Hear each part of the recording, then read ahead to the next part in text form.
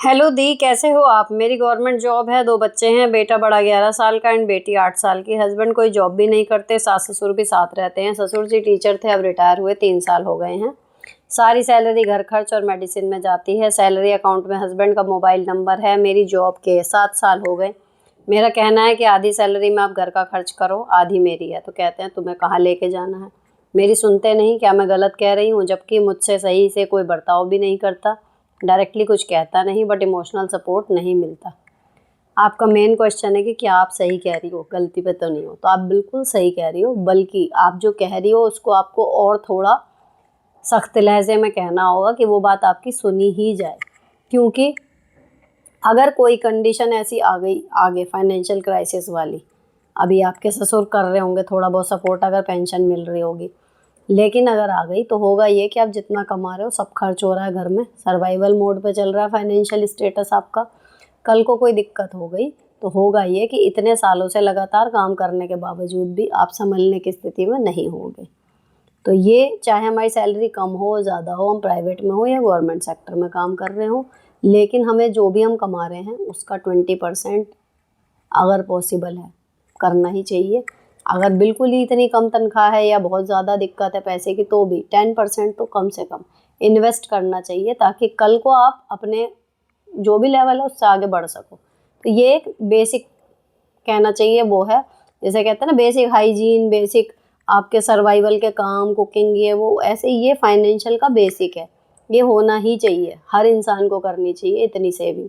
तो आप बिल्कुल भी गलत नहीं हो, कहने का मतलब ये है बिल्कुल सही हो। और अपनी बात को और मजबूती से रखो, मनवा के रखो कि भाई होना ही है ये।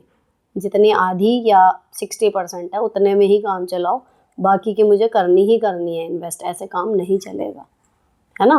थोड़ा सा होएगा, मुंह बनेगा, लेकिन समझदारी इसी में है। और आगे आप अपने इस डिसीजन को लेके प्राउड फील करोगे कि ठीक है, आपने सही समय पे सही डिसीजन ले लिया। ठीक, तो ये हैं जी हमारे आओ बहन बातें करे के एपिसोड 141 या 142, जिसका टाइटल था कि कैसे सीखें तमीज़ में रह के मुंह तोड़ जवाब देना। उस वाले के जवाब आज पढ़ने बैठी हूँ, ढूंढने के लिए बैठी हूँ। तो चलो आज का वीडियो शुरू करते हैं। आओ बहन बातें करें।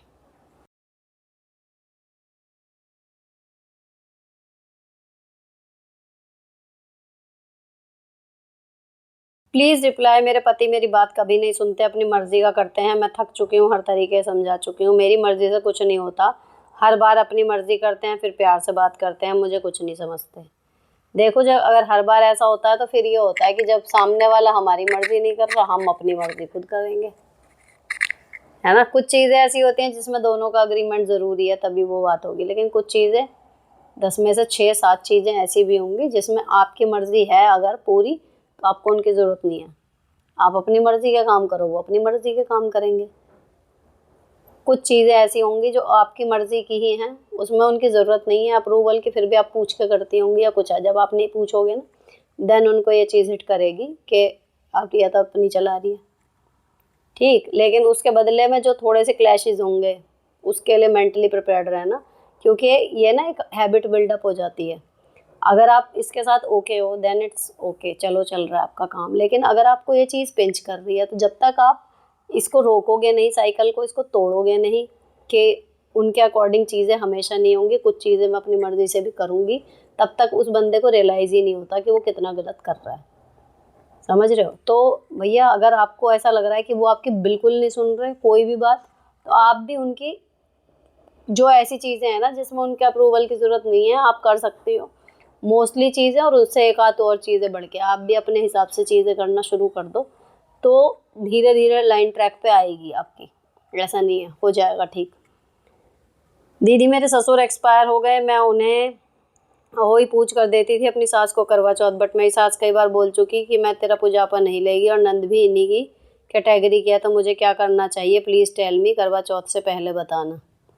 अब तो करवा चौथ निकल गई, लेकिन भैया ऐसा है, ये पूजापा देना, ठीक है, देने वाले से ज़्यादा लेने वाले के लिए सौभाग्य की बात होती है, मुझे ऐसा लगता है। देने वाले का क्या है, जिसको किसी को नहीं, अगर कोई नहीं है, वो तो जाके पंडित जी को दिया आएगा, पंडिताइन को दिया आएगा, भगवान जी के नाम का चढ़ा देगा। तो इतना प्रेशर लेने की ज़रूरत नहीं है। अगर लेने वाला अपने आप को सोच रहा है कि मैं भगवान बन गया हूँ, मेरा रिश्ता इससे ऐसा है, मैं नहीं लूँगा तो देखेंगे किसे देगी, तो भाई तू जा मस्त रहे अपने आप, हम दे ही नहीं रहे। ठीक है, तो सबसे बड़े कौन है? भगवान जी बैठे हैं ना, मत दो किसी को।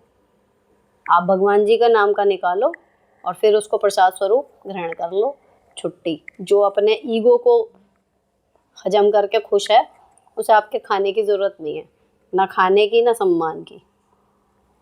नेक्स्ट, हेलो दी, प्लीज़ प्लीज़ अहोई अष्टमी के व्रत के बारे में बताएं मुझे अब की बार से, यार मैं लेट हो गई।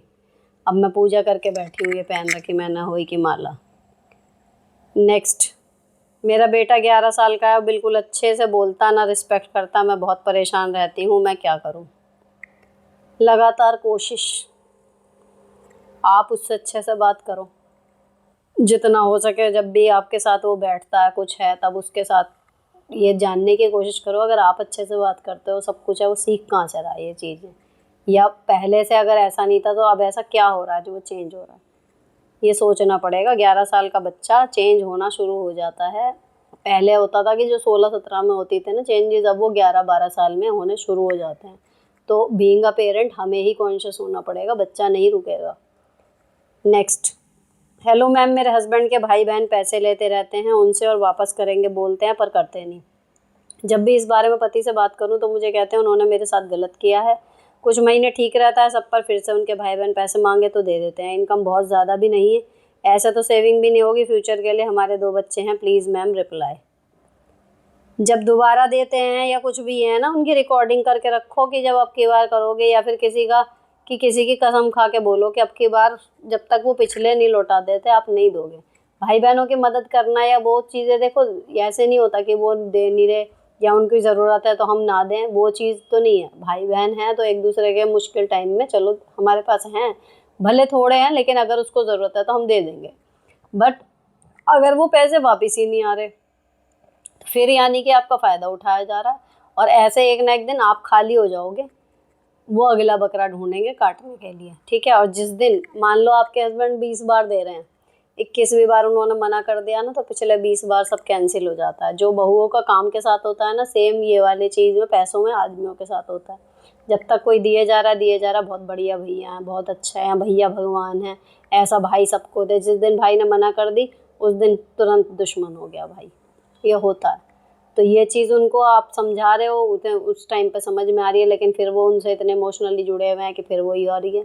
तो भैया इस बारे को तो कि पहले जब तक वो पिछला नहीं देंगे तब तक आप नहीं दोगे, बस इतना कर लो, मैं देने को मना नहीं कर रही। ठीक, ये कह के देखना, क्या पता इस चीज़ को वो एग्री कर जाएं कि भाई तू पहले वाले दे दे, अब पहले के नहीं दे रहा तो आगे नहीं दूंगा। नहीं तो आज जब वो मिलने आए या कुछ होए ना, उनके सामने ही बैठो, उन्हें अकेले छोड़ो मत, और कहें कि हाँ भाभी तो जा ही नहीं रही है, ये इसके दिमाग में हम पैसे लेना है। सीधे बोलो कि देवर जी पहले वाले आप दे नहीं रहे, ये कुछ बोल नहीं पा रहे। एक आध बार लड़ाई सी होगी लेकिन पीछा छूट जाएगा होपफुली।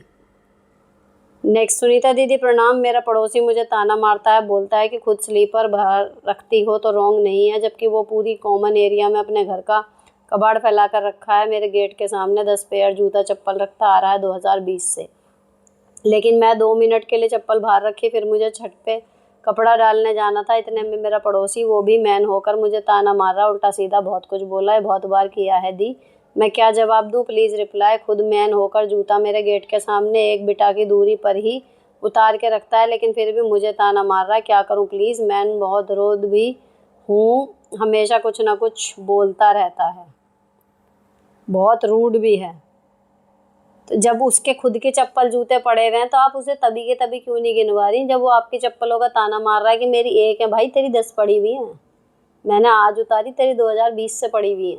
कुछ तो सोच ले बोलने से पहले, उसको यही सिंपल बोलो ना, और क्या बोलना है उसको, गिनवाओ ना उसे। यही चीज़ है जो अभी आया था ना कि बिग बॉस से बिग बॉस, यही तो होता है। पॉइंट याद रखा करो ना, वो आपकी एक चप्पल पे ताना दे कैसे पा रहा है आपको।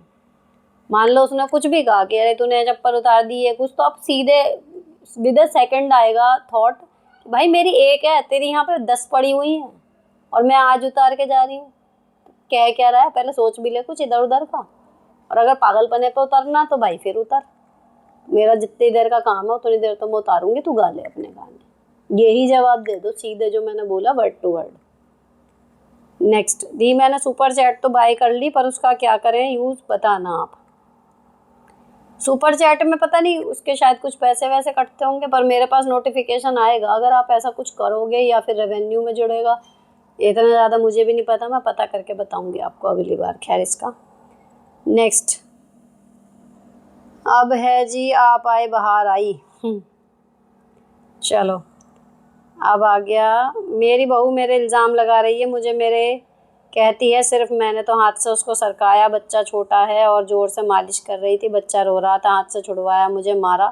कह रही है महीने भर में मुझसे ज़्यादा जुड़ा करती रहती है, मैं क्या करूं, मैं बहुत परेशान हूं। आपके कई बार कमेंट आ गए, आपकी बहू के साथ आपकी सेटिंग बैठ नहीं रही, आपकी अपनी परेशानियां हैं, हो सकता है बहू भी ज़्यादा तेज है या जो कुछ भी है। तो भैया ऐसे में रोज़ के कलेश से अच्छा आदमी अलग हो जाए। अब आपके साथ जहाँ तक मुझे याद आ रहा है आप फाइनेंशियली भी उन्हीं पर डिपेंड हो, तो एक ना एक को भाई स्टेप बैक लेना पड़ेगा। वो कहते हैं ना, घर में जिसके पति की कमाई चलती है राज उसकी पत्नी का चलता है, तो वो गलत नहीं है।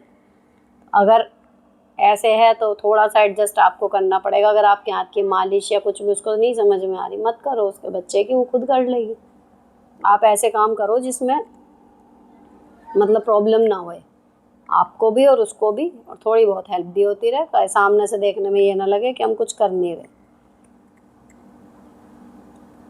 ये सब सलाह समाधान है, ये तो सभी बल्कि इससे अच्छा समाधान दे देते हैं। मिक्सी कनू, मुझे नहीं पता, लेकिन जो लोग आ रहे हैं सुन रहे हैं उनको ठीक लग रहे हैं। पहली बार आपके जैसा कोई ऐसे कमेंट करने वाला आया, तो आगे से आप अपना कृपया टाइम वेस्ट ना करें इस चैनल पे। बाकी लोगों को जिनको ठीक लग रहा है वो देखते रहेंगे। मेरी सास की राजनीति से परेशान हूँ, मेरा डीएनसी हुआ फिर भी कोई सुधार नहीं आया, मैं खुद भी गवर्नमेंट जॉब में हूँ। देखो जी, राजनीति करने वालों का सबसे अच्छा इलाज होता है उनको बिल्कुल वैनिश कर दो अपनी आंखों के आगे से। उनकी कोई भी बात ना तो आप विश्वास करो, है ना, और ना ही उस पर हमें रिएक्ट करना। उनकी राजनीति जो भी वो कर रहे हैं, जो भी प्लानिंग प्लॉटिंग जो भी चाल चल रहे हैं, सीधी सी बात है वो तब आगे कामयाब होती है जब हम उसके अकॉर्डिंग, हमें ऐसी सिचुएशन में उन्होंने डाला एंड देन हमने रिएक्ट करा, कितनी भी हाइपर कंडीशन हो जाए। अगर हमें एक बार ये समझ में आ जाए कि अगला आदमी पॉलिटिक्स करता है, घर में ये उल्टी सीधे मैनिपुलेशन वाली चीज़ें करता है, गेम खेलता है, तो हमारा सिंपल वो है कि वो कुछ भी करेगा उसमें हमें सिर्फ ये देखना है कि इसमें ऑब्वियस रिएक्शन एक अगर हम बिना सोचे समझे करें तो क्या होगा, हमें एग्जैक्टली वो नहीं करना। बस मानो उसने कोई पेंच लगाने की बात करी है, सरल भाषा में कहूँ तो, कि आपको पेंच लगेंगे, आपको पता है कि आपको पेंच लग गया, अब आपको गुस्सा आ रहा है, आपको रिएक्शन नहीं देना, वो यही चाहते हैं। तो पॉलिटिक्स वाले को जब लगातार वो चाले चल रहा है, सामने से वैसा रिस्पॉन्स नहीं मिलता, तो वो हो जाता है इरिटेट और वो ढूंढता है दूसरा शिकार। आपको वो आपके हाल पे छोड़ देगा, क्योंकि ये इतने बड़े लेवल की नहीं होती घर की कि भाई इसके ही पीछे पड़ना है, इसको ही सब कुछ करना, ये वो देखते हैं ना, इसको तो फ़र्क ही नहीं पड़ रहा हमारी किसी भी चीज़ से, वो उनको मज़ा नहीं आता फिर, क्योंकि इन लोगों के लिए ना ये एंटरटेनमेंट होता है। किसी को उसके बदले में सत्ता चाहिए, किसी को उसके बदले में अटेंशन चाहिए, किसी को उसके बदले में जायदाद चाहिए यही सब कुछ। लेकिन जब सामने वाला रिएक्शन ही नहीं देता तो वो वहाँ से हट जाते हैं दूसरे में, फिर वो ज्ञान देंगे अरे हम तो पढ़ते ही नहीं इन चक्करों में ये वो, लेकिन आपका पीछा छूट जाएगा। तो आप अपनी जॉब करो, अपनी सेहत का ध्यान रखो, ये 2 चीज़ें आपको इन्वॉल्व करने के लिए काफ़ी है। रिएक्शन देना बंद कर दो उन लोगों पे, ऐसे हो जाओ जैसा आपको समझ ही नहीं आ रहा, आप किसी विदेशी भाषा में बात कर रहे हो और वो किसी और में। नेक्स्ट, मेरे 2 बच्चे हैं, एक 3 साल का और एक 1.5 साल की, दोनों में थोड़ी भी बनती नहीं, कैसे हैंडल करूं, और 3 साल के बच्चे को कैसे। उन्हें जितना हो सके आप अलग अलग रखो, और जब वो एक कमरे में एक साथ हो तो तभी रहो जब आप हो, उन्हें अलग ही अलग रखना पड़ेगा। अभी इस लायक नहीं है कि आप समझाओगे और वो समझ जाएंगे, तो उसका तरीका वही होता है कि जब आप हो तभी उन दोनों को भी साथ में लेके बैठो, अदरवाइज एक को अलग रखो दूसरे को अलग रखो। अगर टीवी या फ़ोन भी चल रहा है तो अलग अलग दे दो, तो एटलीस्ट घर में शांति बनी रहेगी। दी आप गांव में रहते तो इतने खुश नहीं रह पाते, बेटियों के वो माँ होकर। मेरी भी 2 बेटियां हैं, मगर इतना महसूस कराते हैं लोग कि हर दिन आशीर्वाद देते रहते हैं बेटा हो क्या करूं। जैसे बेटा कहीं रखा हो, लाना ही हो बस। पर मैं मेरी पढ़ाई कर रही हूँ, मेरी बेटियाँ बहुत समझदार हैं और नानी दादी के पास आराम से रह लेती हैं। अभी अगले साल स्कूल डालूंगी उनको, बड़ी वाली 4 साल की है, पास में ट्यूशन जाती है, थोड़ा बहुत कुछ सीख जाए। I agree. गाँव में तो बेटियों के, मेरी बहन के बेटियाँ थी तो अब उसकी 3 बेटियों के बाद एक बेटा है, लेकिन जब दूसरी बेटी हुई, तीसरी बेटी हुई, तो गांव की औरतें आके उसके सास से गले मिल मिल के रोती थी। वो बताती थी मुझे। तो वो है, आप गलत नहीं कह रहे, लेकिन हाँ बात यही है कि गांव में अगर होती मैं, तो शायद मैं भी उस चीज़ से गुजर रही होती। इसीलिए मैंने बहुत ही पक्का डिसीजन ले रखा था कि सारी ज़िंदगी कुंवारे रहना मंजूर है, गांव में शादी नहीं करूँगी। क्योंकि गांव में मैंने जॉब करी थी, तो मुझे समझ में आया कि उन लोगों के सोचने का जो एक लेवल होता है ना, वो अलग ही फ्रीक्वेंसी पे चल रहा होता है। उनको जो चीज़ें उनके लिए बड़ी हैं, वो हमारे लिए लगता है कि सामान्य सी बात है, इतना बड़ा बतंगड़ क्यों बना रहे हैं। और जो चीज़ें हमारे लिए सामान्य सी हैं या हमारे लिए बहुत बड़ी हैं, उन्हें लगता है कि इसमें क्या है, ये तो रोज़ का काम है। तो बहुत अलग अलग है सोचने का तरीका। अब सही गलत में मैं नहीं जा रही कि वो क्या सोच रहे हैं वो गलत है, हम क्या सोच रहे हैं ये गलत है, लेकिन मैच नहीं होता। इसीलिए अगर आप गांव की ही लड़की हैं तो आप गांव में ज़्यादा एडजस्ट कर जाएंगी, लेकिन शहर की लड़की गांव में दिक्कत ही है। नेक्स्ट, हाय मैम, मैं जॉब करती हूँ, ऑफिस में क्या हुआ या नहीं दिन भर मैं शेयर करना चाहती हूँ हस्बैंड से, लेकिन मेरी बात नहीं सुनते। हस्बैंड अपने जॉब से रिलेटेड बहुत कुछ शेयर करते हैं, मैं सुन लेती हूँ, लेकिन मेरे पास ऐसा कोई भी नहीं है जिससे मैं अपनी लाइफ की बात शेयर कर सकती हूँ। मुझे बहुत दुख होता है, क्या करूँ मैं अब प्लीज़। कोई फ्रेंड हो सकता है, या फिर ये है, देखो मेरी, आपको लग रहा है आपकी बात नहीं सुनते, आप फिर भी बोल दो, ये होता है। वो मतलब आपने वो जोक नहीं सुना कि अपने दिल की बात कहनी हो तो हस्बैंड से कहो, क्योंकि जो इंसान कहीं सुनेगा ही नहीं, वो दूसरे से जाके कहेगा कैसे। आपको उनसे कोई ओपिनियन नहीं लेनी, आपको कुछ नहीं करना, लेकिन यह जब बात हो रही है अपना शॉर्ट में थोड़ी बहुत बातें जो आपको लग रहा है कि मुझे बतानी, आप बताते रहो। और ऐसा नहीं है जब आप बोलोगी तो कहीं ना कहीं कुछ ना कुछ कान में जाएगा, और नहीं भी गया, नहीं भी वो ध्यान दे रहे, आपको एक तसल्ली हो जाएगी कि मैंने बता दिया बस। और फिर भी कोई लगे कि हाँ, अगर वो यही कह दे कि भाई मेरे को नहीं सुनना, या ये होता है ना सामने समझ में आ रहा है कि वो सुन ही नहीं रहा आदमी, हम कैसे अकेले बोलते रहें, तो बेस्ट वे होता है आप डायरी लिखना शुरू कर दो।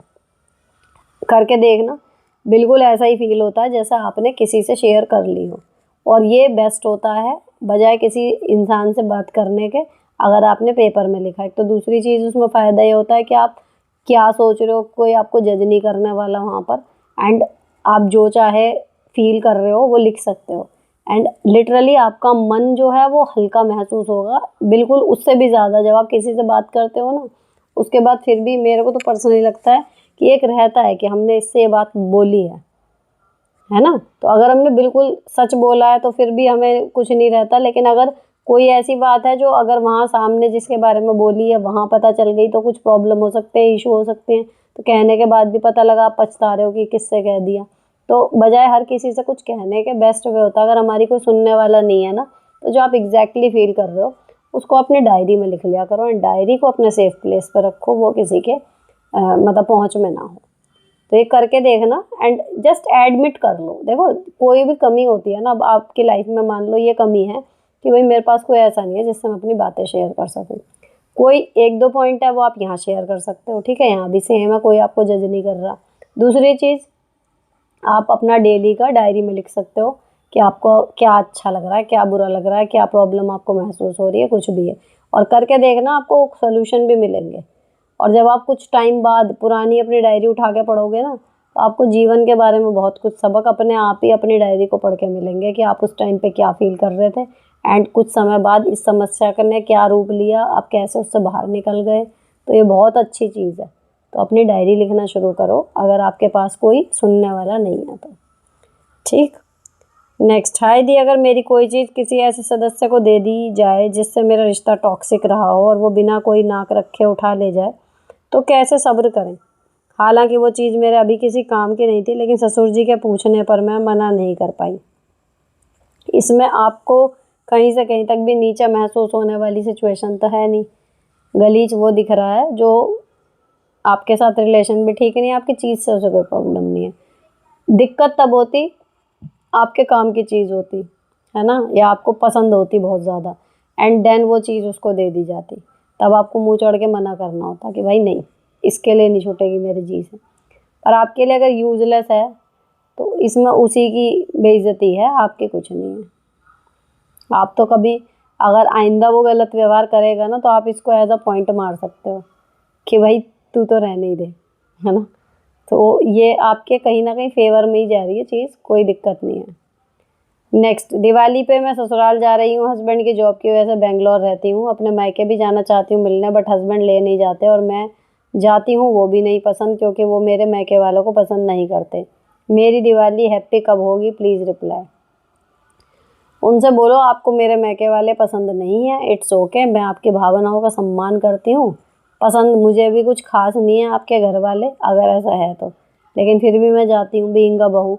और अगर आपके अपने ससुराल वालों से टर्म्स अच्छे हैं तो ये वाली बात कट कर देंगे, लेकिन सिंपल पहली वाली बात की ठीक है, अगर आपको मेरे मायके वाले पसंद नहीं है इट्स ओके, लेकिन मेरे पेरेंट्स हैं, मेरे घर वाले हैं, मैं भी मिलने ना जाऊँ ये गलत है। ये फिर एक टॉक्सिक रिलेशनशिप हो जाएगी, है ना। तो कहीं ना कहीं आप मुझे उनसे दूर नहीं कर रहे, कहीं ना कहीं ये चीज़ करके आप मुझे खुद से दूर कर रहे हो। अगर आप मुझे फ्री छोड़ोगे, मैं मिलने जाऊंगी वहाँ पर, ये कुछ है, लेकिन कहीं ना कहीं अगर आप सही हो और वो लोग सच में गलत हैं, तो मुझे भी 2-4 बार में खुद ही लगने लगेगा, और जब मैं खुद छोड़ूंगी वहाँ या कम करूंगी जाना, वो ज़्यादा बेटर रहेगा। आप पर्पजली ऐसे रोकोगे तो कहीं ना कहीं हमारा ही रिलेशन इससे बेकार सा हो रहा है, हमारी बॉन्डिंग कम हो रही है ना। तो ये चीज़ आप उनको एक बार क्लियरली बताओ, तो मे बी वो समझ जाएं कि इसको जाने दूँ, अपने आप बंद करेगी। नेक्स्ट, आपको लंबे कमेंट के आंसर देने चाहिए अगर वो जेन्युइन है, क्योंकि उनको ज़्यादा ज़रूरत है सलाह की, जो इतना भरा पड़ा है, भले ही आप तारीफ वाला स्किप कर दो, आप एक साथ पढ़ दो उन्हें। देखो मैं ना लाइन से ऐसे पढ़ती हूँ, इससे पहले मैंने इन कमेंट्स को देखा तक नहीं है, तो नेक्स्ट क्या आने वाला है मुझे नहीं पता होता, एंड जब मैं पढ़ती हूँ उसके बाद मैं लंबा वाला भी थोड़ा सा पढ़ती हूँ, ठीक। उसके बाद पढ़ने के बाद जितनी देर के मैं पढ़ती हूँ ना, उतनी देर का पढ़ने के बाद जब मैं ऐसे स्क्रॉल करती हूँ एंड देन देखती हूँ कि वो ख़त्म ही नहीं हो रहा, जब मैं उसको हटाती हूँ एंड एडिटिंग में उस पढ़े हुए हिस्से को भी फिर मैं कट करती हूँ। ऐसा नहीं है, लेकिन अगर मुझे स्टार्टिंग में ही कुछ ऐसा लगता है कि मामला कुछ ज़्यादा वो है, क्योंकि अगर मैं ये ना कहूँ ना कि मैं लंबे कमेंट नहीं पढ़ूंगी, आपको अंदाज़ा नहीं है, आप वीडियो देख रहे हो, मैं कमेंट पढ़ रही हूँ, मेरे को इंस्टाग्राम पे यहाँ पर इतनी डिटेल में एक एक चीज़ लोग लिखने के बाद मुझे भेज रहे हैं कि उसको पढ़ पाना नेक्स्ट टू इम्पॉसिबल है। तो अगर मैं यहाँ पर ये क्राइटेरिया ना रखूँ ना कि लंबे कमेंट्स में नहीं पढ़ पाऊँगी, तो आपको अंदाज़ा भी नहीं है, शायद मैं एक ही कमेंट और 2 कमेंट पढ़ के ही 20-25 मिनट की वीडियो बन जाएगी, एक एक डिटेल में कि फ़ोन पे क्या बात हुई, व्हाट्सएप पे क्या बात हुई, है ना, किस त्योहार पे क्या हुआ, खाने के टाइम पे क्या हुआ, इतनी इतनी बातें होती हैं डिटेल में।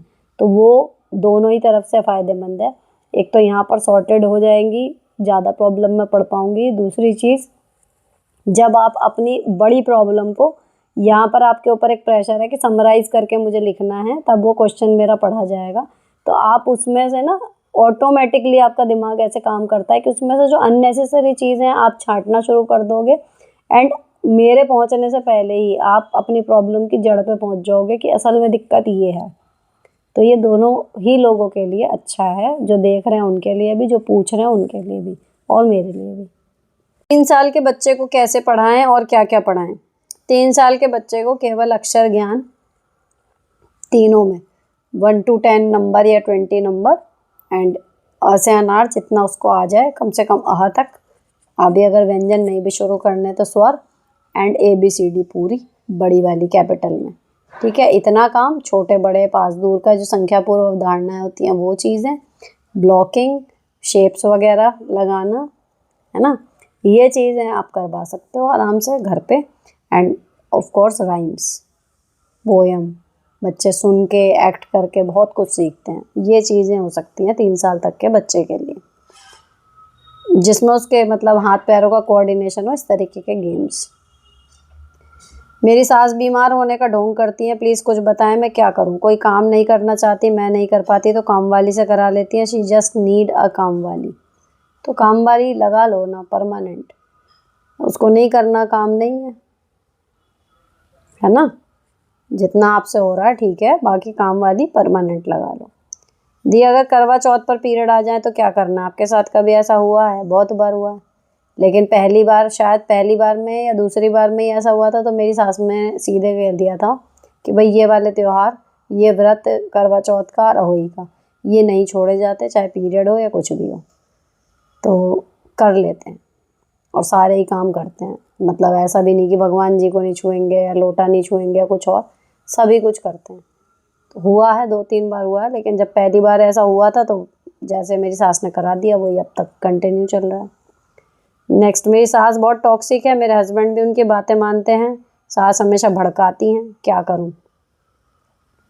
उनके साथ ना मेरे को देखो ऐसा लगता है, जो हमारे बारे में अगर कुछ गलत सलत बातें बोल के पति पत्नी के रिश्ते खराब कर रहा है, मुझे ऐसा लगता है कि ऐसे लोगों के साथ जब पति बैठे, हमें अपने सारे काम छोड़ के उनके साथ ही बैठना चाहिए। भाई अगर हम सामने बैठे हैं तो वो आदमी हमारे बारे में सामने के सामने अगर झूठ बोलता है, वैसे बोलेगा नहीं, अगर बोलता है तो हम हैं ना कन्फ्रंट करने के लिए। अब क्या हो रहा है, वहाँ से हस्बैंड सुन के आ रहे हैं, यहाँ आके कुछ बता भी नहीं रहे और सीधे बस मुंह फुला के दिखा रहे हैं, वो स्थिति हो जाती है डील करनी बहुत मुश्किल। हमें एग्जैक्टली आइडिया ही नहीं है ना कि वहाँ से क्या सुन के आ रहे हैं, क्या बताया।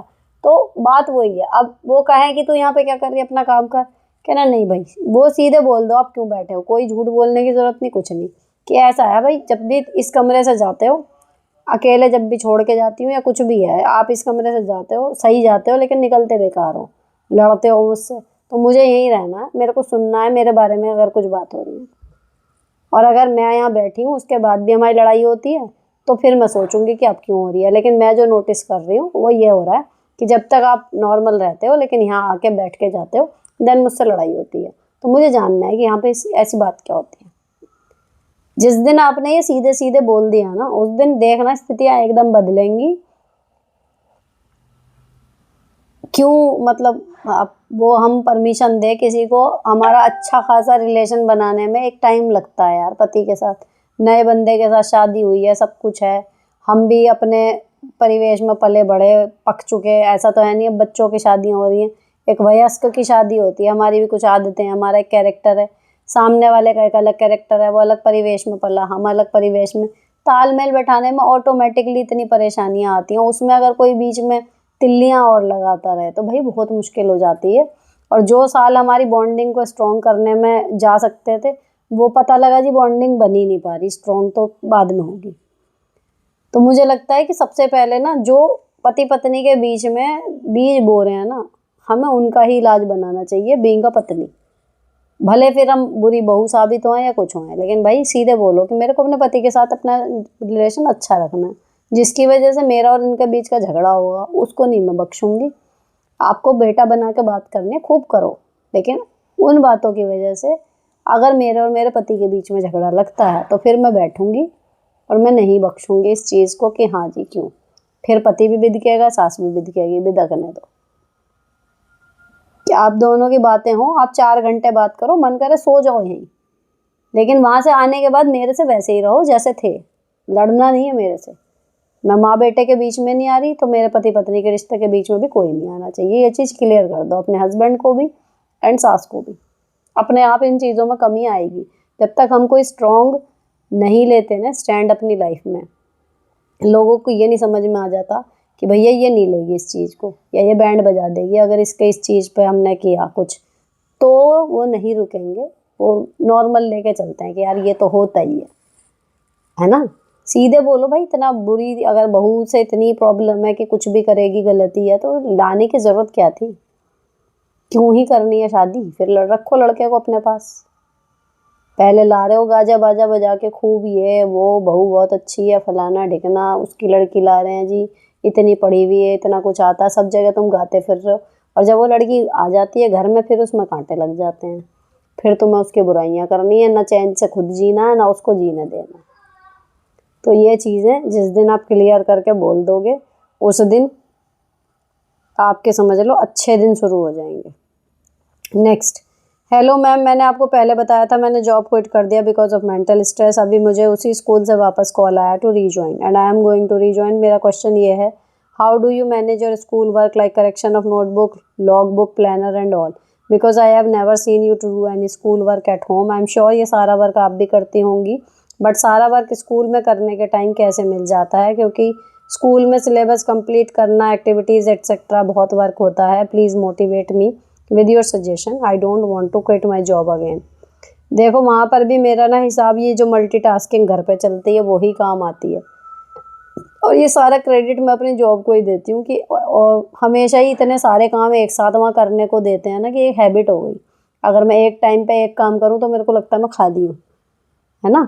तो इसीलिए वहाँ पर आप ये है कि बच्चे जिस टाइम पे भी ऐसी कंडीशन में है, कुछ ऐसा कर रहे हैं, मैं जो करती हूँ कि जिसमें मुझे उनके सिर पे नहीं खड़े होना कि हाँ भाई ये कर रहा है, कुछ ऐसा काम है, मान लो बोर्ड पे से कॉपी करने का काम है, मैं समझा चुकी हूँ, वो समझ चुके हैं ना, हो अब उनको कॉपी करना है, वो क्लास उतनी देर में खाली है तो इधर से, क्योंकि मैं तो 3 क्लास लेती हूँ इकट्ठे, अभी एक मैम आ गई हैं तो 2 क्लास रह गई हैं, लेकिन 2 क्लास अलग अलग, एंड देन उनमें भी बच्चों के स्तर अलग अलग। ऐसा भी नहीं है कि जो कमज़ोर बच्चा है उसको पीछे छोड़ दिया एंड हम नॉर्मल अपना जो हमें पाठ पढ़ाना वो पढ़ा दिया।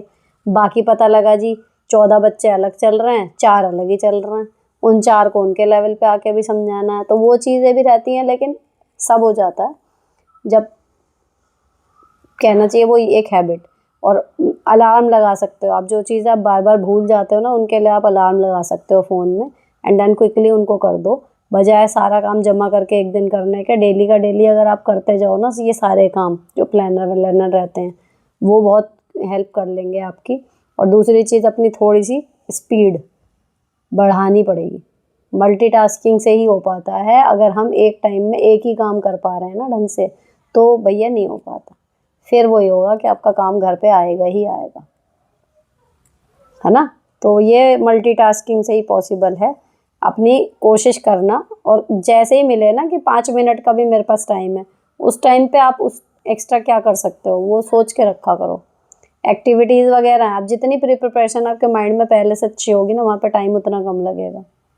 कुछ बच्चे जो मॉनिटर बन सकते हैं, हेल्प कर सकते हैं मैनेज करने में, उनकी जितनी हेल्प ले लो, उसमें बच्चे का भी डेवलपमेंट होता है, उसमें आती है लीडरशिप क्वालिटी, एंड आपको भी सपोर्ट मिलता है।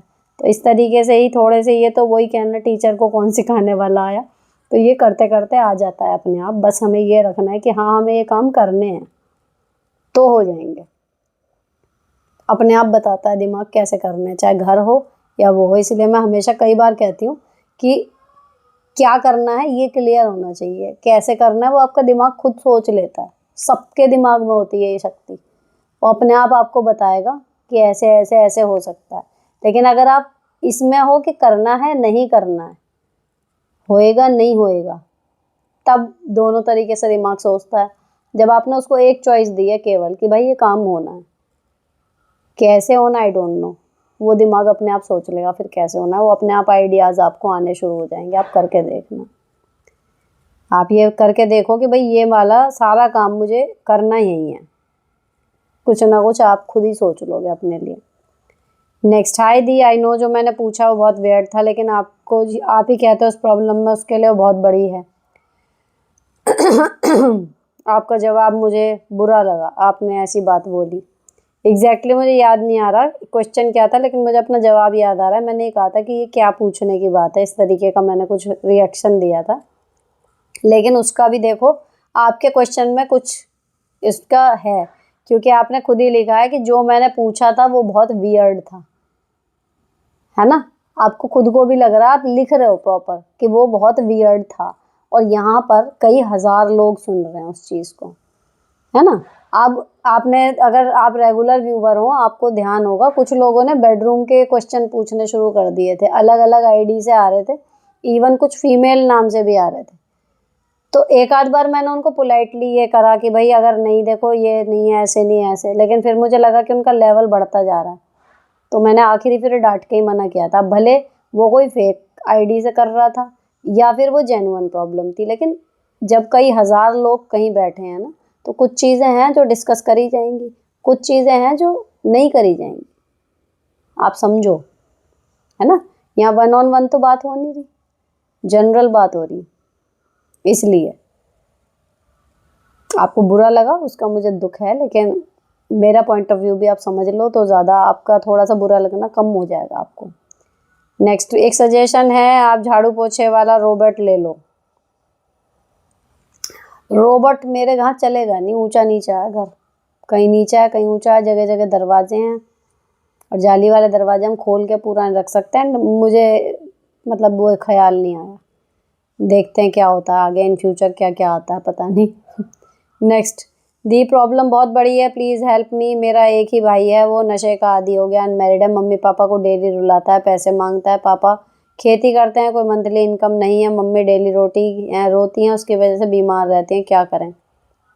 अगर ले जा सकते हो तो कहीं नशा मुक्ति केंद्र पे ले जाओ भाई, लेकिन बड़े आदमी को कहीं लेके जाना इतना आसान नहीं हो। ऊपर से आपके माँ बाप बूढ़े और वो मन से टूट चुके होंगे जब वो संतान ऐसे निकल जाती है, तो बहुत दिक्कत है। लेकिन एक शराबी आदमी का क्या कर सकते हैं, उसका इलाज तभी संभव है ना कि या तो वो खुद छोड़ना चाहे या फिर नशा मुक्ति केंद्र में उसको लेके जाएं, तो वहाँ पर उसको मेडिकेटेड हेल्प मिले कि भाई, ताकि वो छोड़ दे। यही दो चीज़ें हैं। और अगर उसने किसी घटना के बाद पीना शुरू किया है, उस पर भी आप विचार कर सकते हो। और अगर ज़्यादा लंबा टाइम नहीं हुआ तो वो छोड़ सकता है, लेकिन अगर बहुत लंबा टाइम हो गया तो फिर बॉडी नहीं छोड़ती। तो ये समस्या शराबियों वाली तो भाई मेरे पास नहीं है इसका इलाज। वो नहीं छोड़ेगा जब तक उसको शराब से प्यारी कोई चीज़ ना मिल जाए। एक वीडियो इस पर बनाइएगा कि बच्चों को पढ़ाने की हैबिट कैसे डालें, खुद से वो पढ़ें फॉर एज ऑफ 10 ईयर्स और अप टू। सिंपल सी बात है, उसके ऊपर छोड़ना पड़ेगा आपको, और एकदम नहीं वो खुद पढ़ेगा। आप ये है कि अभी आप लेके बैठे हो, सिर पे बैठे हो, होमवर्क बता रहे हो, सब कुछ करा रहे हो।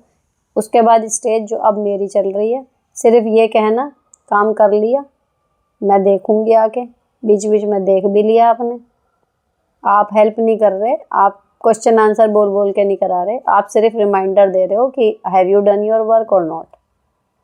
फिर ये कंडीशन आएगी, और जब लगातार उसमें बच्चा कम नंबर भी लाएगा, जितना वो आपके साथ ला रहा था उससे कम भी आएंगे, कुछ चीज़ें हो सकता है ख़राब हो, कुछ चीज़ें हो सकता है पहले से अच्छी हो जाएं, उसके लिए आपको मेंटली प्रिपेयर्ड रहना है कि हाँ बच्चा एक ट्रांसफॉर्मेशन के दौर से गुजर रहा है। लेकिन मेरा पर्सनल मानना ये है कि अगर हम 9-10 तक बच्चे को एक एक स्टेप पे मदद कर रहे हैं, उसके अच्छे नंबर आ रहे हैं, सब कुछ है, फिर उसके बाद हमें पढ़ाई समझ नहीं आ रही, उसके बाद फिर वो हमारे हाथ से निकल के दूसरी जगह जाता है या अपने आप करता है, वो उसके क्रूशल साल हैं, और उस साल में हम उसका सब कुछ चेंज हो गया जो उसको लेके चल रहा था।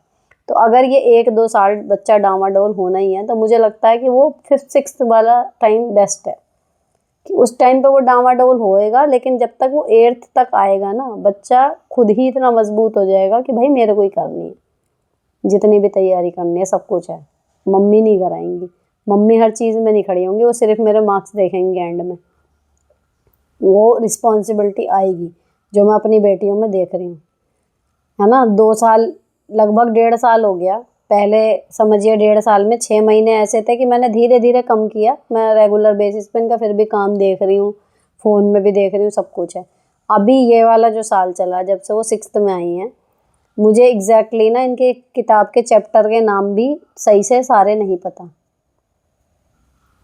इतने हद तक ही खुद करती हैं, सिर्फ मुझे रिमाइंडर देना होता है कि होमवर्क, स्कूल वाला एंड देन ट्यूशन का, क्योंकि जो कॉन्सेप्ट क्लियर नहीं हो रहे वो ये ट्यूशन में समझ रही हैं। वो समझाने में मेरे हाथों से किताबें कई बार निकल जाती थी, तो मैं देख रही हूँ कि हाँ भाई ये है, या मैं टेस्ट की तैयारी में सुन रही हूँ तो मुझे याद हो जा रहा है कि हाँ फलां चैप्टर है। अभी मुझे नहीं पता ज़्यादा, है ना, लेकिन मुझे हाँ इतना पता है कि एग्ज़ाम कब हैं, टेस्ट शेड्यूल है तो टेस्ट की कॉपी रखी नहीं रखी, ये वाला टेस्ट आने वाला है, वो चैप्टर याद करा नहीं करा, बस इतना पूछना का काम मेरा रह गया है, याद दिलाने का कि वो आ रहा है तो कर लो। तो धीरे धीरे पढ़ेगी, 1 साल में नहीं पढ़ेगी कि आप सोचो कि सडनली 2 महीने में आपका बच्चा अपनी पढ़ाई खुद करने लगा, खुद बैठने लगा, ऐसा नहीं है। लेकिन जितना आप कर रहे हो उससे थोड़ा कम करो, फिर और कम करो, फिर और कम करो, जब तक आपको ये ना लगे कि हाँ अब आपका बच्चा अपने आप कर लेगा। नेक्स्ट, हाय दीदी, बहुत दिनों से आपकी वीडियो आई, अब तो अच्छा लगा आपकी आवाज़ सुन के। मेरा सवाल है कि मेरे भतीजी को मेरे पास कॉलेज की पढ़ाई करने के लिए रखा है, लेकिन उसका पहला ही किसी लड़के से अफेयर है। वो मेरे घर से 8 दिन पहले भाग गई थी। उस लड़के के साथ हम बहुत परेशान हो गए थे। अभी फिर से वो घर वापस आ गई है। उसके पेरेंट्स फिर से उसे बोल रहे हैं उस लड़के को भूल जाओ और दिल लगाकर पढ़ो। तो उस पर ध्यान देने के लिए मेरे ससुर हमारे घर रहने आने वाले हैं और कुछ ही दिन बाद हमारी ननद भी आएगी। मेरी इस बात से परेशान हूँ कि कहीं मुझ में और ननद में झगड़े ना हो जाए, क्योंकि उनकी और मेरी नहीं पड़ती और वो कुछ घर के काम में मदद नहीं करती। ससुर का भी अच्छे से ख्याल रखना पड़ता है। इस सिचुएशन को कैसे हैंडल करूँ? मेरे बेटे को भी मुझे ही देखना होता है। How to handle this, please reply दीजिए। आपकी भतीजी आपके पास जो कॉलेज की पढ़ाई करने के लिए आ रही है, आप उसे नहीं मना कर सकती कि मेरे पास मत रह भाई, कॉलेज में जा रही है तो वहाँ पे हॉस्टल होगा, वहाँ रह ले। फिर वो जाने और उसके माँ बाप जाने। अब बुआ होने का ये मतलब थोड़े भाई नॉर्मल लड़की हो, ठीक ठाक है, कोई दिक्कत नहीं, आप रख लो। लेकिन वो एक बार भग चुकी, दोबारा कोई कांड कर लिया तो बजाय भलाई लेने के, जो आप अपने भाई का रिश्ता ना ख़राब हो जाए इस चक्कर में इतनी परेशान हो रही हो, बजाय वो भलाई आने के जन्म भर का लांछन भी तो लग सकता है। तो आप अपने भाई को ये सजेशन दो कि भैया घर में उससे अच्छा ये है, मैं भी परेशान हो रही हूँ और मैं इसे कुछ कह भी नहीं पाऊँगी, इससे बढ़िया जो कॉलेज का हॉस्टल है उसमें रह ले। तो उसमें पाबंदियाँ भी रहेंगी, जितनी मुझे नॉलेज है भाई वहाँ पर एक टाइम होता है ना कि उसके टाइम के बाद आप बाहर नहीं जाओगे, इतने बजे सो जाओगे, सिक्योरिटी गार्ड भी रहेगा, सब कुछ है। और वहाँ से अगर ये भग भी जाती है आपका तो क्लीन चिट रहेगी। समझ रहे हो? मतलब अगर मैं आपकी सिचुएशन में हूँ तो मैं अपने भाई से क्लियर कट बात करूँगी कि भाई देख, नॉर्मल होती तो कोई दिक्कत नहीं थी, मैं अपनी बेटी की तरह रख लेती, लेकिन अब इसके साथ में आपके ससुर, आपकी नंद, वो और फ्री आ रहे हैं तो होना कुछ नहीं है। वो उसका जो होगी पढ़ाई होगी, रुकेगी भगेगी, वो आगे की चीज़ है। आपके बेटे पे सबसे ज़्यादा फ़र्क पड़ने वाला है और आप मेंटल स्ट्रेस में रहोगे, उस चक्कर में और 10 चीज़ें ख़राब होएंगी, है ना? केवल क्या जी, भाई को बुरी लग जाएगी, तो इससे अच्छा तो भाई को बुरी लग जाए एक बार, लेकिन आगे तक के लिए सही हो जाएगा। और अगर भाई थोड़ा समझदार होगा तो वो खुद भी सोचेगा। हॉस्टल में करवा दो बजाय अपने घर पे रखने के उसे। Next, hi ma'am, black magic सच में होता है क्या? क्या बताऊं बहन, पता नहीं। किस्से कहानियाँ तो बहुत सुने हैं, लेकिन ये तो वही बात है ना कि भूत फरिश्ते होते हैं नहीं होते। तो अच्छाई अगर होती है तो दुनिया में बुराई भी होती है, लेकिन मुझे लगता है कि हम मैग्नेट की तरह हैं, हर एक इंसान। हम जो हैं, हम जैसा सोचते हैं, जिन चीज़ों पर हम विश्वास करते हैं, उन्हीं चीज़ों को अट्रैक्ट करते हैं। तो ब्लैक मैजिक को लेके मेरी जो धारणा है वो ये है कि आप इस पे जितना बिलीव करोगे, जितना इसके बारे में सोचोगे कि ये चीज़ हुई है इस वजह से तो नहीं हुई, ये चीज़ हुई है इस वजह मुझ पे किसी ने कुछ करा तो नहीं दिया एंड ऑल दैट, तो आपका दिमाग ना उसी दिशा में चलेगा सिर्फ और सिर्फ। और दूसरी चीज़, ऐसी चीज़ें आप पर अगर कोई ट्राई भी कर रहा है, कुछ कर रहा है ना, तो वो ज़्यादा असर करती हैं अगर आप बिलीव करते हो। जो लोग बिलीव नहीं करते उन पे ये चीज़ें असर नहीं करती, मेरी ये स्ट्रॉन्ग मान्यता है। इसमें क्लैशेस हो सकते हैं बहुत लोगों की सोच में, लेकिन मुझे हमेशा ये लगता है कि जैसे भगवान है ना, सबके घर में प्रतिमा है, सब पूजा कर रहे हैं, सब कुछ कर रहे हैं, लेकिन किसी की विश पूरी हो रही है, किसी की नहीं हो रही, किसी की जल्दी हो रही है, किसी की सालों बाद भी नहीं हो रही। तो मुझे उसमें जो खेल नज़र आता है वो वही है कि आपने कितने विश्वास से मांगी है वो चीज़, कितना बिलीव है आपको कि वो मिल जाएगी, है ना? तो बात वही होती है कि अगर अच्छाई या भगवान हमारे विश्वास करने के अकॉर्डिंग ही असर कर रहे हैं ना, तो ऐसे ही बुरी चीज़ें भी हैं। आप उन पे जितना ध्यान कम दोगे, जितना बिलीव कम करोगे इन चीज़ों पे, है ना, तो उतना आप इनसे बचे रहोगे, भले कोई लगा हुआ हो किसी इस तरीके की चीज़ों में आपके खिलाफ। नेक्स्ट, राधे राधे मैम, आज आपको देखकर बहुत अच्छा लगा, आप हमेशा खुश रहो। आप हमारी प्रॉब्लम का सलूशन बताते हो। मेरी शादी को 18 साल हो गए हैं, मेरा 15 साल का एक बेटा भी है। मुझे उसकी पढ़ाई के लिए घर से बाहर रहना पड़ा, तो मैंने अपने मायके में रही, मेरे ससुराल वालों की सहमति से। छुट्टियों में घर आते थे। ससुराल में उसे इसलिए नहीं पढ़ाया क्योंकि वो यहाँ बीमार हो जाता था। अब हम परमानेंट घर आना चाहते हैं मार्च में, बेटे एग्ज़ाम होने के बाद। अभी हम घर आए हैं, पर अब घर आकर ये दिक्कत हो गई है कि देवरानी ने जो हमारे 3 रूम पर भी कब्जा कर लिया है। एक ओपन रूम है, एक बेडरूम और एक और रूम है। बेडरूम तो हमने ले लिया, पर लिविंग रूम और जो दूसरा रूम है उसको वो खाली नहीं कर रही है, बहाने बना रही है। मेरे हस्बैंड ने मेरे ससुर जी से भी बात की तो वो कहते हैं कि तू मेरे पास ऊपर ही सो जा। ऊपर सोते हैं तो जेठानी और जेठ को प्रॉब्लम होती है। समझ नहीं आ रहा है क्या करें। मैसेज बहुत लोग हो गया, इसलिए सॉरी मैम। जब आप लग के रहोगे ना वहाँ पे तो हो जाएगी चीज़ें ठीक। ऐसा है, 15 साल 18 साल देखो कम नहीं होते। अब किसी को एक जगह यूज़ करने की आदत हो गई ना, तो फिर उसको जब वापस सिमेटना पड़ता है तो उसको पड़ता है ज़ोर, ये है।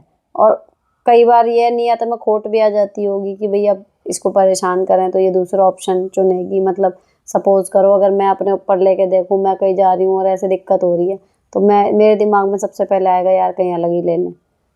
ये भी एक रीज़न हो सकता है कि वो चाह रही हो ऐसा कि इसको थोड़ा-सा हम परेशान रखें, नहीं दें इसको इसके मन के मुताबिक जगह, तो फिर ये अपने आप कहीं न कहीं और देख लेंगे और जो हिस्सा हमें मिल गया है यूज़ करने के लिए, वो मिल जाएगा। यही तो होते हैं घरों के झगड़े, और होते क्या हैं। एक-एक कमरे पे मैंने देखे हैं कि भाइयों में बोलचाल बंद हो गई, लड़ाई-झगड़ा इस हद तक बढ़ गया, शादियों में नहीं बुला रहे एक-दूसरे को। और राड़ देखो ना तो एक कमरे की, लिटरली एक कमरा, एक छोटी सी रसोई, उसके ऊपर इतनी राड़ हो जाती है कि खून के रिश्ते दरक जाते हैं। ये तो रिश्ते हैं। तो अगर आपके ऑप्शन है कि भाई आप अपना अलग घर बना सकते हो, तो बजाय उस घर में रह के कलेश करके परिवार बिगाड़ने के, आप अलग घर बना के रह लो। लेकिन अगर वहीं रहना है तो फिर जितनी जगह मिल रही है फ़िलहाल आप उसमें रहना शुरू करो एंड कंटिन्यूअसली बोलते रहो कि भाई जगह खाली करो। तो फिर जब मुझे लगेगा कि भाई ये तो बस ही गई, फिर धीरे-धीरे अपने आप समेटेंगे। नेक्स्ट, बिना कहे आपसे मेरे प्रश्नों के जवाब देने के लिए थैंक्स। काश आप पहले मिले होते। हाय दी, मैं भी आपकी तरह एक टीचर हूँ, 2 बेटियाँ हैं और मेरा चैनल भी है। इन सब चीज़ों में से मेरी सास को कुछ भी पसंद नहीं है, कैसे मैनेज करूँ? प्लीज़ प्लीज़ रिप्लाई दें। और ना पसंद हो, उन्हें पसंद कराने के लिए बैठे हैं यहाँ पे। आ जाए ठीक, किसी को पसंद नहीं तो हमारी लाइफ है, हम जैसे जिएंगे, जो हमारे हिसाब से हमें ठीक लग रहा है हम तो वो करेंगे ना। सबको पसंद आएगा तब हम कुछ करेंगे, इस चक्कर में रहे तो फिर कुछ ना कर पाओगी बहन। नेक्स्ट, मैम मेरे जेठ जेठानी और उनके बच्चे बहुत चालाक हैं, मेरे ससुर को बहला कर अपने शौक पूरे कर रहे हैं। गरीब बन के छोटे बड़े खर्च उनसे करवाते हैं, जबकि वो बहुत टॉक्सिक हैं, हज़ारों में खर्च करवाते हैं। मेरे भी 2 बच्चे, हम अपनी बेसिक ज़रूरत पूरी नहीं कर पाते, हमसे उनकी तरह झूठ नहीं बोला जाता, मैं क्या करूँ? जब झूठ नहीं बोला जाता तो नहीं बोला जाता फिर। सच बोलने के देखो कुछ फ़ायदे भी होते हैं और कुछ नुकसान भी होते हैं, लेकिन मुझे लगता है नुकसान जो होते हैं वो शॉर्ट टर्म रहते हैं। जैसा आप कह रही हो कि उनकी हज़ारों की चीज़ आ जाती है, आपकी बेसिक ज़रूरतें पूरी नहीं होती। लेकिन जो नुकसान आपके वैसे होंगे ना झूठ बोलने से, वो लॉन्ग टर्म होते हैं। तो भाई झूठे को, अब ये कलयुग चल रहा है ना। आप हमेशा नज़र उठा के देखो, डिपार्टमेंट में देखो, परिवार में देखो, जो जितना बड़ा झूठा है अक्सर वो उतना लोकप्रिय है, उतना व्यवहार कुशल उसको माना जा रहा है। इवन जो झूठ नहीं बोल पा रहा फ्लुएंटली या नहीं चाह रहा बोलना, उसको क्या कहते हैं कि तुम्हें समझ नहीं है ज़माने की, भुक्तभोगी हूँ। मतलब मुझे यहाँ तक बोल दिया कि तुम, मतलब मेरी फ्रेंड थी, टीचर मेरी फ्रेंड थी, शी वाज लाइक कि तुम हमारे सर्कल में तो तुम एडजस्ट ही नहीं कर पाओगी। तो मेरा तख्ते से जवाब ये था, मतलब भाई तुम्हारे सर्कल में इसका मतलब सब झूठे ही हैं क्या? कि अगर हम झूठ नहीं बोलना चाह रहे या नहीं आता हमें ढंग से, हम हेजिटेट कर रहे हैं या हमारी नहीं समझ में आ रहा कि फालतू में झूठ क्यों बोलना है, तो हम हैंडल ही नहीं कर पाएंगे, आपके समाज में हम एडजस्ट नहीं कर पाएंगे। तो मेरा सीधा जवाब यही था कि तुम्हारे सर्कल में इसका मतलब सब झूठे ही हैं क्या, कि वहाँ सच बोलने वाला सर्वाइव ही नहीं कर पाएगा? कि जी ऐसा थोड़ी होता है, तरीका होता है बात करने का, और वो तरीका आप सुन रहे हो वो सीधा झूठ है, तरीका कुछ नहीं है। एक ये चीज़ होती है कि भाई लठमार मत बोलो, आराम से बोल दो, लेकिन जो चीज़ है ही नहीं वो बोल रहे हैं।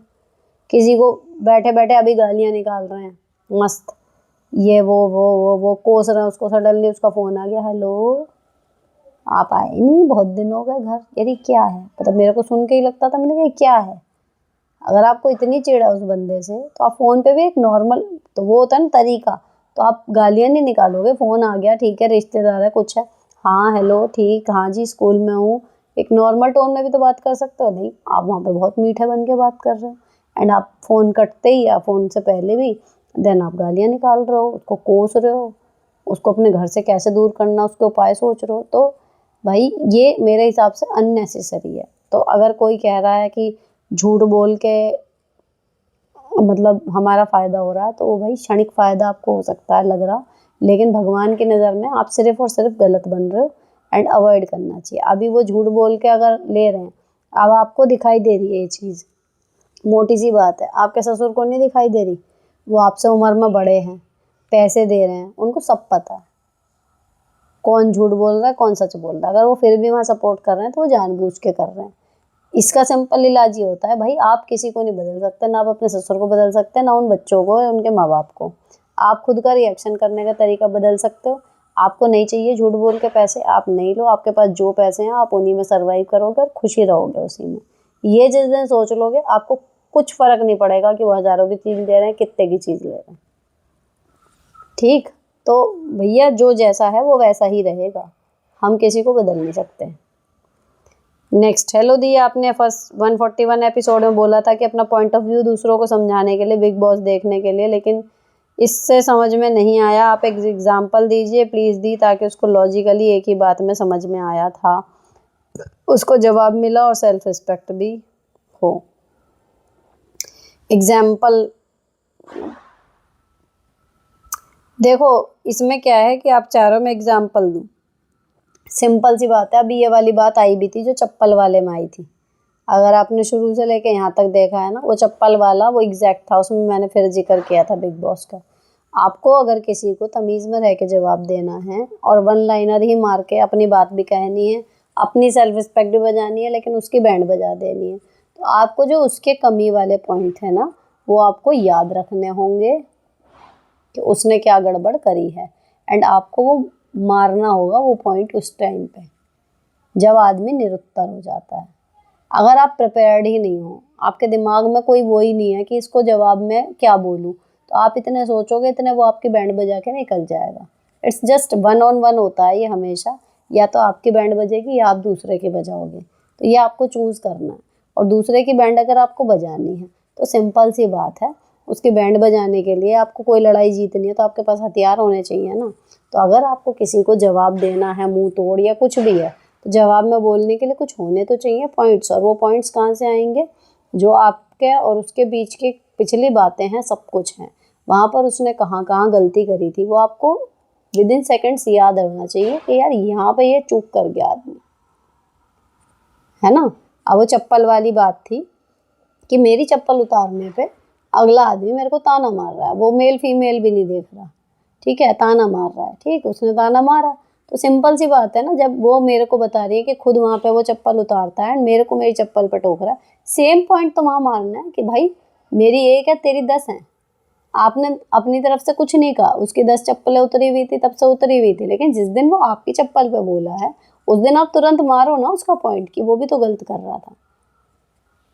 तो ये चीज़ आपको जितना, मतलब किसी की अगर कोई निगेटिव बात है, कोई आपके साथ गलत कर रहा है या अपनी लाइफ में भी कुछ गलत उसने करा है, ठीक है, आपने देख लिया, लेकिन आप उससे प्रभावित नहीं हो रहे, आप मत पड़ो पचड़े में, दैट इज़ एनर्जी सेविंग हमारी हो गई, ठीक है। लेकिन अगर कल को वो आपको उसी चीज़ के लिए जब आपको ब्लेम करेगा, देन आपको तुरंत वो पॉइंट लेके आना है कि भाई तुमने भी तो किया था वो चीज़, वो तब क्या था। तो it's all about being technically right. ये बिग बॉस से क्या देख रही हूँ मैं कि जब वो पूरे हफ्ते जो लोग भी वो घर में कुछ भी कर रहे हैं, ठीक है, उनको नहीं पता बाहर क्या दिख रहा है, बाहर के लोग क्या सोचेंगे, वो एक पशोपेश में है। देन सैटरडे को फिर उनकी वो होती है, कहना चाहिए विश्लेषण, कि हाँ भाई आपने अच्छा किया, आपने बुरा किया, आपने ये चीज़ की थी, इसमें आपकी गलती थी, वोट सही था। तो वहाँ पे क्या हो रहा है, जो टेक्निकली राइट है उसको राइट बताया जा रहा है, जो टेक्निकली गलत है उसको गलत बताया जा रहा है। और कई बार क्या होता है, देखने में हमें भी लग रहा होता है कि ये बंदा गलत जा रहा है, ये बंदा गलत जा रहा है, लेकिन जब वीकेंड के बार पे उसको एक्सप्लेन करा जाता है फिर लगता है कि हाँ यार पॉइंट तो है। तो इट्स ऑल अबाउट कि आपको पॉइंट्स याद रखने हैं जब हर आदमी चूक करता है अपनी लाइफ में, तो जब वो आदमी आपको किसी चीज़ के लिए पॉइंट आउट करेगा ना, तब आपके पास बोलने के लिए उसके भी कुछ पॉइंट्स होने चाहिए। तो आप हमेशा इक्विप्ड रहोगे। और फिर आपसे कोई ज़बान लड़ाएगा या कुछ बदतमीज़ी करेगा ना, तो वो 10 बार सोचेगा कि भाई यहाँ से पता नहीं क्या आ जाए मेरे लिए निकल के। तो इस चीज़ की प्रैक्टिस करो कि चीज़ें आपको याद रहनी चाहिए कि किसने आपके साथ क्या किया था। उनको ग्रज बना के, गांठ बना के, बांध के नहीं रखना, जस्ट मेमोरी में रखना है कि कल को अगर इसने कुछ किया, ये होता है। तो ये चीज़ आपकी हैबिट में आ जाएगी धीरे धीरे, तब आप मुंह तोड़ जवाब दे पाओगे किसी को। तो ये था जी आज का एपिसोड। आई डोंट नो कितने क्वेश्चन हैं और कितना लंबा बनेगा, एडिट करके देखती हूँ। आई होप कि मैंने अभी इसमें कोई भी क्वेश्चन आज छोड़ा नहीं है, क्योंकि इतना बड़ा कोई था ही नहीं, और सभी के जवाब मैंने दे दिए हैं जितना मुझे लग रहा है। आई होप एंड देन ये वाला पसंद आया हो तो चैनल को सब्सक्राइब कर देना। आपका कोई क्वेश्चन हो, आपके किसी जानने वाले का कोई क्वेश्चन हो, तो जो ये वाला वीडियो है उस पर कमेंट करना। इससे सेकंड वीडियो पे, मतलब इसके बाद एक आएगा, देन उससे अगली वीडियो में उसके जवाब मिलेंगे। Stay tuned. तब तक के लिए bye bye. Stay beautiful and sorted always.